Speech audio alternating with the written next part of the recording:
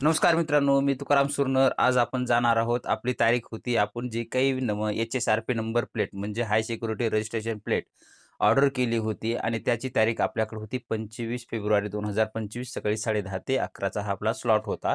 तर त्याच्यासाठी आपण आज 25 तारीख आहे, आपण आज जाणार आहोत नंबर प्लेट बसवण्यासाठी. तर संपूर्ण व्हिडिओमध्ये तुम्हाला सविस्तर माहिती कुठं काय-काय होईल ते सविस्तर आपण तिथं कशा पद्धतीनं काम वगैरे केलं जातं, कशा पद्धतीनं बसवली जाते, हे सविस्तर आजच्या व्लॉगमध्ये तुम्हाला पाहायला मिळणार आहे. तर शेवटपर्यंत व्हिडिओ पहा आणि तुमची जर बाईक 1 एप्रिल 2019च्या अगोदरची जर असेल तर आवश्यक तुम्ही आपल्या या व्हिडिओच्या डिस्क्रिप्शन बॉक्समध्ये सुद्धा ऑर्डर कशी करायची नंबर प्लेट त्याच्यासाठी व्हिडिओ तुम्हाला बनवलेला आहे. तो सविस्तर व्हिडिओ पाहून तुम्ही पण तुमच्या गाडीसाठी नंबर प्लेट घेऊन जे काही शासनाचे नियम असतील किंवा जे काही परिवहन विभागाचे नियम असतील ते नियम पाळून तुमचा दंड टाळू शकता. अशा पद्धतीनं सविस्तर आजच्या व्हिडिओमध्ये आपण पाहणार आहोत. तर चला आपण सुरुवात करू.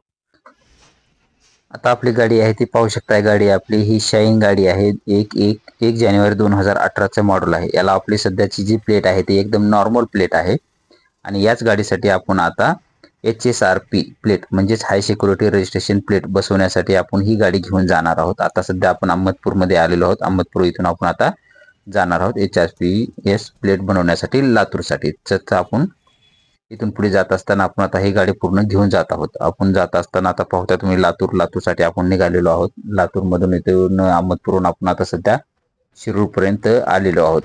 हा हायवे निघालेला आहे 361चा. आपण इथे लातूरमध्ये शॉर्टकटमध्ये घेतलेला आहे. लातूरमध्ये आपण पोहोचलेलो आहोत तिथे नांदेड नाक्यावरती. आता इथून आपण बायपास रोडनं जाणार आहोत आणि तिकडे बाभळगाव जो काही नाका असेल तर बाभळगाव तिथे नाक्यापाशी जाऊन जे काही टोल ऑफिस आहे आपलं RTO ऑफिस आहे त्याच्या अलीकडचे एक वाटेनं जात असतानाच इथं नॉर्मल बाबळ नाका जी काय असेल बाबळगाव नाका त्याच्या अलीकडचे एक छोटंसं इथं HSRP नंबर प्लेटचं शॉप आहे. तिथं पाहू शकताय तुम्ही.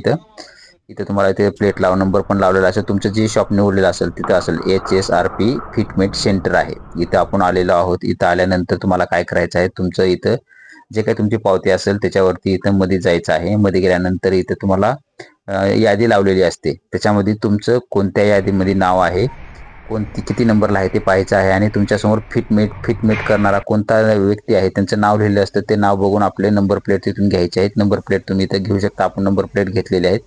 अशा नंबर प्लेट तुमच्या आलेल्या असतील. तुमच्या अपॉइंटमेंटनुसार तिथं असतात.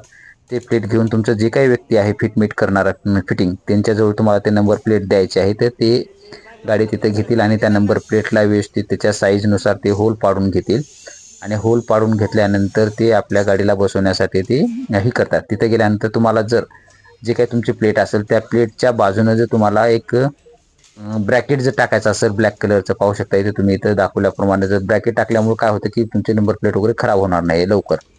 तिथे आपण आता बसवत आहोत. ब्रॅकेट टाकल्यानंतर तुम्हाला तिथं एक ₹150 नॉर्मल टू व्हीलरसाठी चार्ज घेतात आणि फोर व्हीलर तुमची असेल तर ₹500 तुम्हाला त्या ब्रॅकेटचा चार्ज घेतात. जर बाहेर घेतलं तर फोर व्हीलरचं तुम्हाला एक ₹250 पर्यंत तुम्हाला ते ब्रॅकेट मिळतं. तिथे थोडा चार्जेस जास्त असतो. जर बाहेरून घेऊन गेला तर त्याचे फक्त ₹50 एक्स्ट्रा फिटिंगचे चार्जेस घेतात.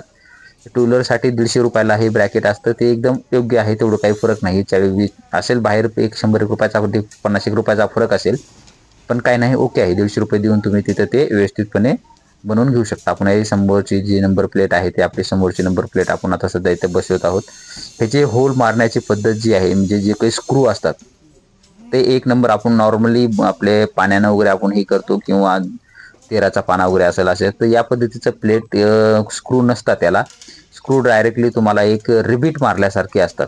कारण की ते रिबीट तुम्हाला ते कोणी छेडछाड करत असतं ते काढणं सुद्धा येत नाही. तुम्हाला काढताना सुद्धा डायरेक्टली ते ह्याच्यानुसार असतात, ते काढता येत नाही. त्या पद्धतीचे हे एक याचं बेनिफिट आहे की तुमचे नंबर प्लेट कोणीही काढू शकत नाहीये. ह्याच्यामध्ये टाकून ते डायरेक्टली त्यांनी ते ह्याच्यानुसार ते व्यवस्थित फिट केलेलं असतात. समोरचं प्लेट आपलं बसवणं झालेलं आहे. आपलं पाठीमागलं प्लेट आपण आता बसवत आहोत. एक नंबर आहे. प्लेटची क्वालिटी ॲल्युमिनियम आहे पूर्ण. त्याच्यावरती तुम्हाला एक पिन आहे, प्लेटवरती बारकोड आहे. या तुमचा जो काही पिन असेल त्या पिनवरूनच तुमची गाडीची जी काही ओळख वगैरे असेल ती संपूर्ण तुमची केली जाते. त्याच्यामुळेच ही 31 मार्च 2025च्या अगोदर हे ज्यांच्या 1 एप्रिल 2019च्या पूर्वीच्या गाड्या आहेत त्यांनी लवकरात लवकर बसून घ्यावे आणि जे काही दंड वगैरे लागणार आहेत नंतर ते आतापासून तुम्ही नियम पाळल्यानंतर ते तुम्हाला दंड लागणार नाही आहेत. ह्याची सुद्धा तुम्ही काळजी घेणं गरजेचं आहे. आपण नोंदणी केलेली होती. नोंदणी करून आपल्याला 25 तारीख दिलेली होती. आपण 25 तारखेला इथं आलेलो आहोत. आपल्या गाडीला जी काही असेल ते योग्य प्रकारे त्यांनी लावून घेतलेले आहेत. जाण्यापूर्वी तुमचं जे काही व्यवस्थित प्लेट बसवण्यासाठीचे ब्रॅकेट वगैरे आहेत का चेक करून घ्या, कारण की तिथं माझ्या ह्याच्या समोरचं एक होल गेलं असल्यामुळे पाहतोय आपली गाडी जी असेल ती नंबर प्लेट बनवून एकदम ओके झालेली आहेत आणि आपण आता रिटर्नसाठी परत निघालेलो आहोत. तुम्ही पण अशा पद्धतीनं नोंदणी करू शकता.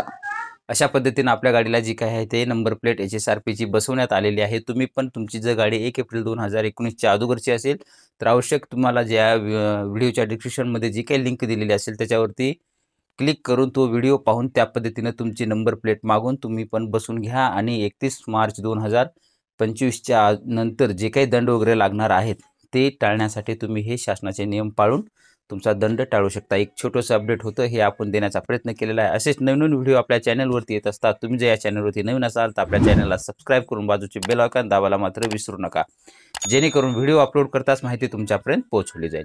भेटूया नवीन माहितीसह नवीन व्हिडिओमध्ये. धन्यवाद.